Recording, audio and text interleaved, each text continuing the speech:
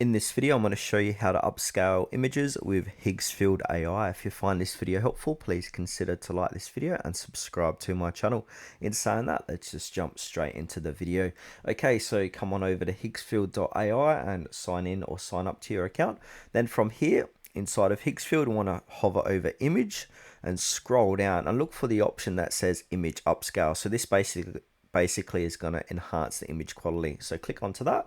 Now I want to go ahead and upload media. So click into that, find the image you'd like to upscale. So now I'm just choosing this lady here. So this is going to go ahead and upload into Higgsfield. Now we've got the option to go ahead and upscale. So click on the upscale. Now when you click upscale, you're going to have to sign up to one of their plans. So if I come back here, we can choose the model. So we can see the scale factor here.